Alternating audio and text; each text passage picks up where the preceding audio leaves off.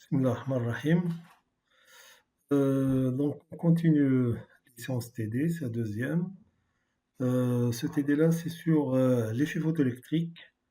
Alors, je rappelle que le phénomène effet photoélectrique, ça veut dire que la possibilité pour un photon qui a une énergie suffisante, supérieure ou égale à une énergie de liaison, d'arracher des électrons. Donc, cette interaction, réellement matière, permet d'avoir, après l'interaction, le photon qui va disparaître et qui va donner après l'interaction un électron qui possède une énergie cinétique. Alors vous voyez là, on va faire l'étude sur une cellule photoélectrique avec une cathode de polarité négative, un anode de polarité positive, un photon qui arrive sur la photocathode qui va arracher l'électron. Alors l'électron va se déplacer vers l'anode. Le tracé qu'on va faire sur la partie positive, polarisation positive, ça veut dire l'anode positive, la cathode négative. Après une certaine tension, on a un courant qui normalement qui devient constant, c'est la saturation, courant de saturation. Ça veut dire que tous les électrons arrachés sur la photocathode vont atteindre l'anode.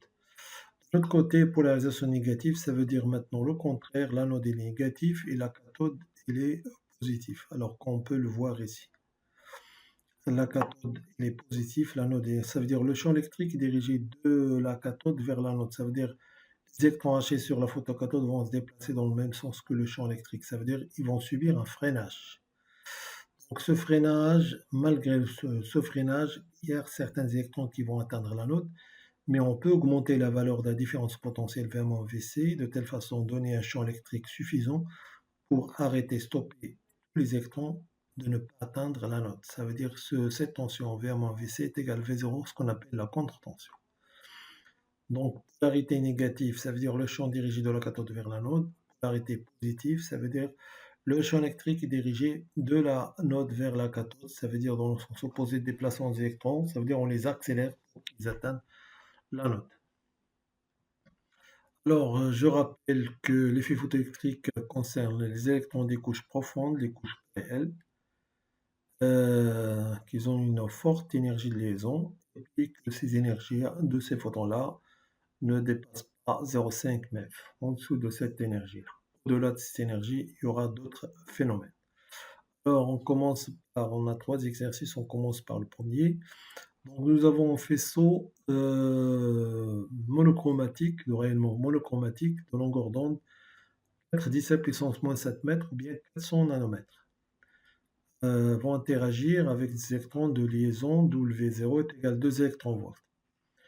Donc la puissance ou l'intensité de ce rayonnement-là, c'est de 3 10 puissance moins 9 watts par mètre carré. Parfois, on peut donner dans certains exercices la puissance ou l'intensité sont précisées par mètre carré. Dans cette question, on précise que c'est par mètre carré. Joule par seconde par mètre carré. On demande de calculer grand N, le nombre d'électrons émis, arrachés, par mètre carré, par seconde. On rappelle que le taux, ça veut dire le rendement pour d'avoir ce phénomène d'effet photoélectrique est égal à 0,1%. Ça veut dire 0,1%, ça veut dire 0,1 sur 100. Ça veut dire 10 moins 3. Ça veut dire sur 1000 photons, un photon qui va arracher un électron. C'est ça ce que ça veut dire. Alors, avant de voir la deuxième question, on va d'abord répondre à cette question-là. Donc là, je rappelle qu'il faut calculer l'énergie de ce photon-là de longueur d'onde 10-7 mètres. Alors, l'énergie c'est H nu, c'est Hc sur lambda. Je remplace Hc et lambda pour leur valeur, ce qui donne la valeur de 4,97 10 à la puissance moins 19 joules. Si vous voulez convertir cette valeur en électronvolts, il faut diviser par 1,6 10 à la puissance moins 19, ce qui donne 3,1 électronvolts. L'énergie de liaison est égale à 2 électronvolts. L'énergie du photon, c'est 3,1 électronvolts. Ça veut dire que ce photon-là est capable d'arracher ces électrons-là. Alors, Maintenant, avant de calculer grand N, il faut calculer d'abord grand M. Grand M, c'est le nombre de photons incidents par mètre carré. Alors, la puissance, on l'a dit. Donc, la relation qui existe entre la puissance et grand M, c'est que grand TP est égal à grand M fois E. Et puisque je cherche grand M, le nombre de photons incidents par mètre carré par seconde. Donc, c'est la puissance divisée par l'énergie. Donc, voilà, grand M est égal à 3 10 à puissance moins 9 watts par mètre carré ou bien joules par mètre carré par seconde, divisé par l'énergie d'un photon, c'est 4,97 10 à puissance moins 19 joules. Le rapport vous donne 6,04 10 à puissance 9 par mètre carré par seconde. Ça, c'est le nombre de photons incidents par seconde et par mètre carré. Alors, maintenant, la relation qui existe entre le nombre d'électrons arrachés par seconde et par mètre carré et le nombre de photons incidents par mètre carré par seconde, c'est que grand N est égal à grand M fois tau. Donc, grand M, le nombre d'électrons arrachés par seconde et par mètre carré est égal au nombre, grand M, le nombre de photons incidents par mètre carré par seconde multiplié par le rendement. Donc, la valeur de M multipliée par le rendement 0,1%, ça veut dire 0,1 divisé par 100, ça veut dire ça, multiplié par 10 à puissance moins 3, ça veut dire c'est 6,04 10 à puissance 6 par mètre carré par seconde. Ça, c'est le nombre d'électrons arrachés. Alors maintenant, deuxième question. Laser, ce sont d'autres photons de longueur d'onde de puissance 2,7 milliwatts. Là, on ne dit pas la précision par mètre carré, hein, on ne parle pas de mètre carré. Donc, puissance. Donc, une radiation ultraviolette dans la longueur d'onde 3,037 micromètres, ça veut dire 370 nanomètres. Ce faisceau va interagir avec le même matériau, ça veut dire d'énergie de liaison, 2 électronvolts. On demande de déterminer le rendement, sachant que pendant 3 secondes, on arrache 35 10 à puissance 5 électrons. Donc on aurait dû donner grand N directement, ça veut dire seconde. Là, il faut diviser 35 10 à puissance 5 sur 3, parce que pendant 3 secondes. Donc pour cette deuxième question, la puissance est donnée, voilà, la longueur d'onde aussi. Alors, qu'est-ce que je dois faire?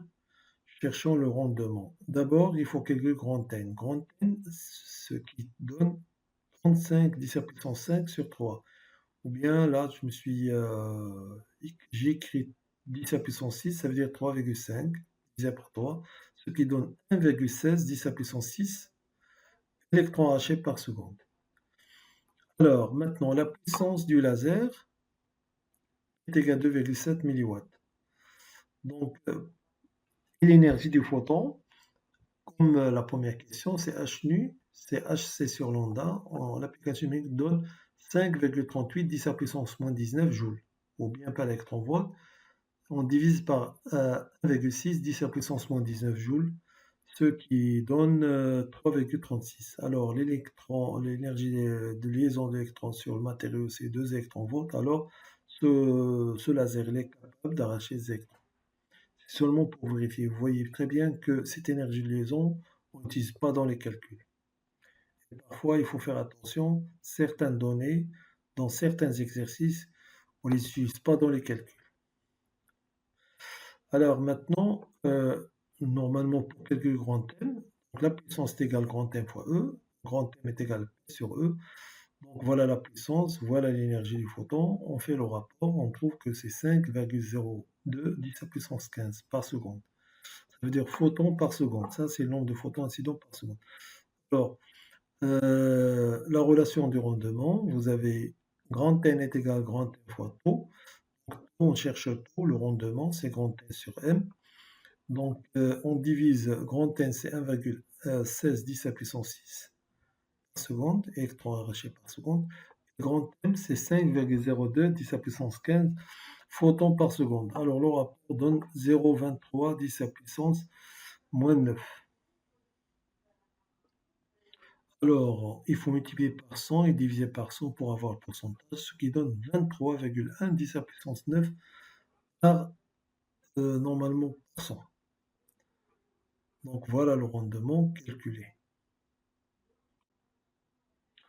Alors, pour le deuxième exercice, voilà le travail d'extraction sur un matériau potassium, toujours le même, W0 est égal à 2 électronvolts. Alors, question, quelle est la longueur d'onde seuil pour avoir l'effet photoélectrique? Ça veut dire qu'il est capable d'arracher sans donner d'énergie cinétique à ces électrons-là. Donc, pour répondre à ces questions, avant de voir la suite, donc la longueur d'onde seuil, W0 est égal à H nu 0 est égal à C sur lambda 0. Donc lambda 0, c'est AC sur W0. Mais il y a un problème sur lequel il y a des étudiants qui vont se tromper, ils vont garder l'énergie en électronvolts. Alors, il faut le convertir en joules. Pour convertir 2 électronvolts en joules, il faut multiplier par 1,610 à puissance moins 19. Donc, vous faites l'application numérique, on trouve que c'est 6,2110 à puissance moins 7 mètres. Ça veut dire 621 nanomètres. Voilà, ça c'est la longueur d'onde seuil. Maintenant, la suite, un rayonnement de longueur d'onde 3,6 à puissance moins 7 mètres. Ça veut dire 370 nanomètres avec la surface de cellules photoélectriques. On demande de calculer l'énergie du photon correspondant à ce rayonnement. Voilà, deuxième question. L'énergie de ce rayonnement, c'est H nu, Hc sur lambda. Donc, application numérique, on trouve que c'est 5,53 10 à puissance moins 19 joules. Si vous voulez convertir en électronvolts, il faut diviser par 1,6 10 à puissance moins 19, ce qui donne 5,53 10 à puissance moins 19 joules. 3,45 électronvolts. Puisque l'énergie de liaison, c'est W0 est égal à 2 électronvolts, ça veut dire que ce photon, il est capable d'arracher ces électrons-là. Alors, troisième question, calcule l'énergie cinétique des électrons éjectés. Donc, ça sera l'énergie du photon moins l'énergie de liaison. Donc, voilà. Donc, énergie cinétique des électrons éjectés, donc H nu est égal à H nu 0 plus EC, ça c'est la relation générale. Donc, EC c'est H nu moins H nu 0. Donc, c'est 3,45 électronvolts moins 2 électronvolts, ce qui donne 1,45 électronvolts. On peut le calculer en joules. Il faut multiplier, convertir en joules, ça veut dire multiplier par 1,610 moins 19. Donc là, j'ai écrit la relation. Ce qui donne 2,32 10 à puissance moins 19 joules. Donc voilà. Quatrième question. Définir et calculer le potentiel d'arrêt. Donc, définition de potentiel d'arrêt. Potentiel d'arrêt, c'est le potentiel V0. Ça veut dire que c'est le potentiel avec la polarité négative. Ça veut dire l'anode il est négatif et la cathode il est positif. Donc, le champ électrique est dirigé dans le sens de déplacement des électrons, c'est-à-dire le freinage. Différence de notre potentiel V-VC négatif qui est égal à V0 en valeur absolue, capable de stopper les électrons de passer de la cathode vers l'anode. Donc, c'est quoi la définition? Le potentiel d'arrêt, c'est le potentiel, c'est la polarité négative de la cellule photoélectrique. V-VC est égal à V0, capable de stopper tous les électrons qui veulent passer de la cathode vers l'anode. Donc, voilà.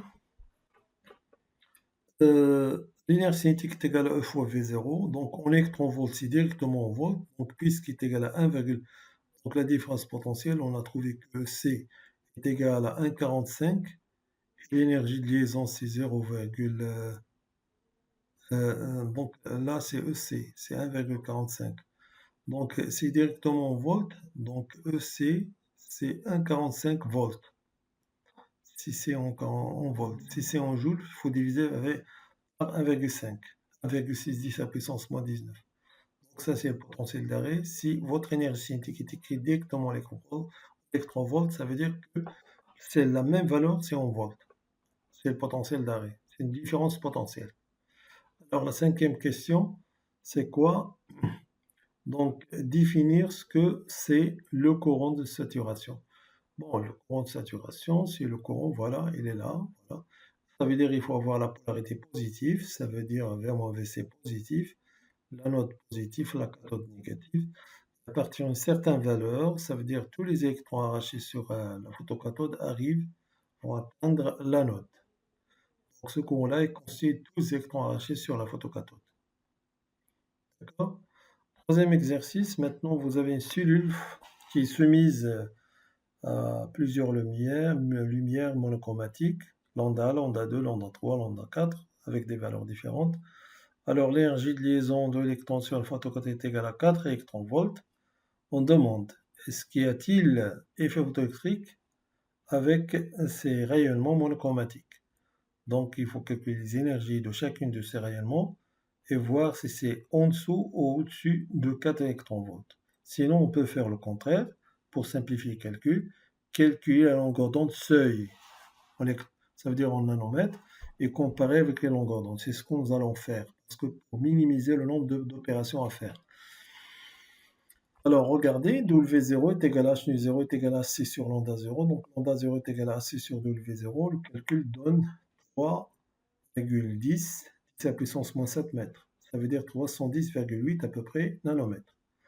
Donc les longueurs d'onde en dessous de cette valeur-là vont avoir la possibilité d'avoir effet photoélectrique.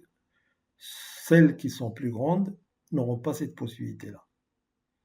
Donc, puisqu'il y a certaines longueurs d'onde qui sont en dessous de cette valeur-là, ça veut dire la réponse à cette question. Première question, oui, il y aura effet photoélectrique. En plus, il n'aura pas de sens. Si ce n'est pas possible d'avoir effet photoélectrique, on ne peut pas donner un exercice quand même, hein. Il faut trouver certaines longueurs d'onde qui donnent l'effet photoélectrique pour pouvoir continuer l'exercice. Alors, donc on va essayer de classer par ordre croissant. Donc lambda 3, 124 nanomètres, plus petite que lambda 1, 248, plus petite que lambda 0. C'est la longueur d'onde C, 310,8. Plus petite que lambda 2, 500 nanomètres, plus petite que lambda 650. Ça veut dire 500 nanomètres et 650 nanomètres n'auront pas d'effet photoélectrique, alors que 124 nanomètres et 248 nanomètres vont donner effet photoélectrique. Donc les longueurs d'onde qui ont la possibilité de donner l'effet photoélectrique, c'est lambda 3 et lambda 1. Deuxième question maintenant, on filtre le rayonnement incident de manière à ne laisser passer que lambda 1. Donc déjà, lambda 1 doit donner l'effet photoélectrique, comme réponse à la première question. Alors le courant électrique est de 1, le courant de saturation mesuré, c'est de 1,8 microampères. Petit a, quelle est la vitesse des électrons les plus rapides? Ça veut dire arrachés. La vitesse, ça veut dire qu'il faut calculer d'abord l'énergie cinétique et puis calculer la vitesse. Donc voilà, il faut calculer l'énergie du photon d'abord.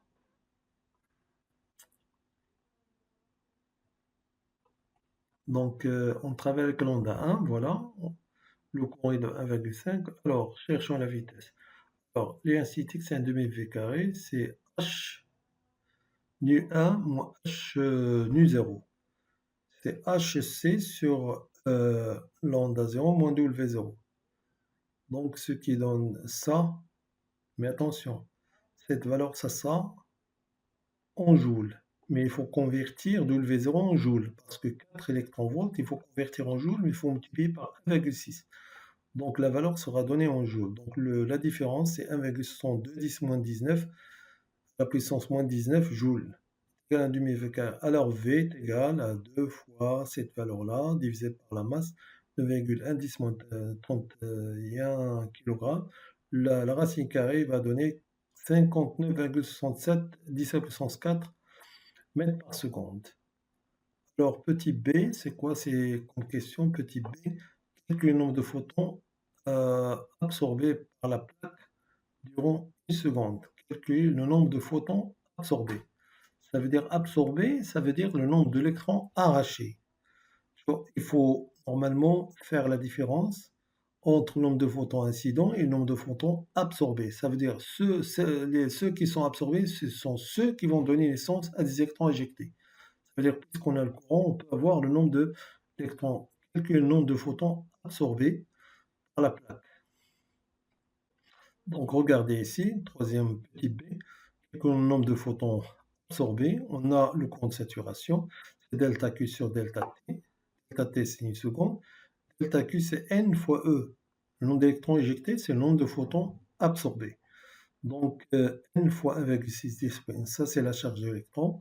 Donc on divise, grand N est égal à IS sur 1,6-19 coulomb. Le rapport est égal à 1,125 10 à puissance 13 électrons arrachés par seconde. D'accord. Alors dernier exercice maintenant. Vous avez une radiation incidente de longueur d'onde, lambda est égal à 0,6 micromètres, qui va interagir avec 3 cellules photoélectriques différentes. De métal, césium de W0, ça veut dire énergie de liaison, c'est 1,19, potassium 2,29, lithium 2,39. Question, donnez l'énergie d'extraction d'un électron sur le métal. Donnez l'énergie d'extraction d'un électron sur un métal. Ça veut dire l'énergie d'extraction, c'est W0. Ça veut dire c'est H nu moins l'énergie cinétique EC. Donc, ça veut dire donner l'expression. Donc, l'énergie d'extraction sur un métal est l'énergie minimale que doit posséder un photon pour extraire un électron. C'est W0 est égal à E, l'énergie du photon moins l'énergie cinétique. H nu 0, c'est H nu 0. C'est H nu moins E fois V0. Donc, en définition. Donc la question n'est pas vraiment très bien claire parce que les données d'énergie d'extraction, ce sont ces énergies-là qui sont données dans le tableau. Deuxième question, calculer en électronvolts l'énergie transportée par le photon incident. Donc vous avez longueur d'onde de 0,6 micromètres ou bien 600 nanomètres.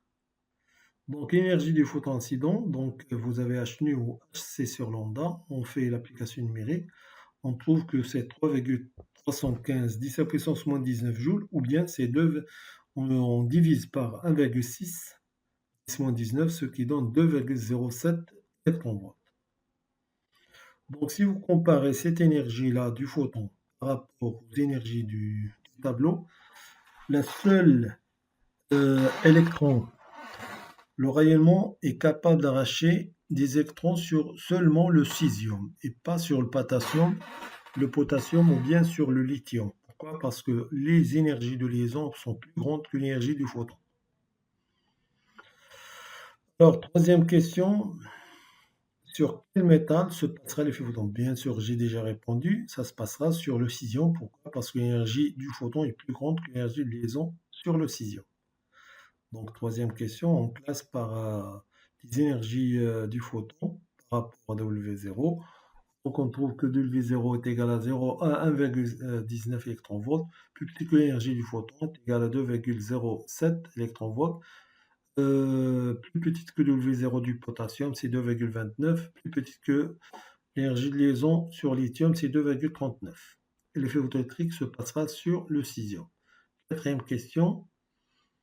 Calcule l'énergie cinétique maximale des électrons à la sortie de la cathode sensible à l'émission des électrons. Ça veut dire sur la photocathode au césium. Énergie cinétique maximale.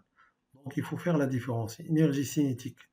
Donc maximale, ça vous avez la relation H nu est égal à H nu 0 plus EC. EC est égal à H nu moins H nu 0. H nu 0 c'est énergie de liaison. Donc vous avez l'énergie du photon 2,072 électronvolts moins 1,19 l'énergie de liaison sur le césium, c'est ça. Sur le césium, la différence est égale à 0,882 électronvolts. En joules, on multiplie par 1,6 10 à puissance moins 19, ce qui donne 1,4 10 à puissance moins 19 joules. Alors, dernière question. Cinquième, quelle est la tension qu'il faut appliquer entre l'anode et la cathode pour annuler le courant photoélectrique? Ça veut dire EC est égal à E fois V0. V0, c'est la courbe de tension qu'on est en train de chercher. Donc, cinquième question. Donc, vous avez E fois V0. Ça, c'est l'énergie cinétique qui est égale à H nu moins H nu 0 est égal à, normalement, on l'a déjà calculé, c'est 0,88 électron-volts. Alors, V0 en volts, c'est directement la même valeur que l'énergie cinétique en électron-volts. Donc, c'est 0,882 volts. D'accord? Merci pour votre attention.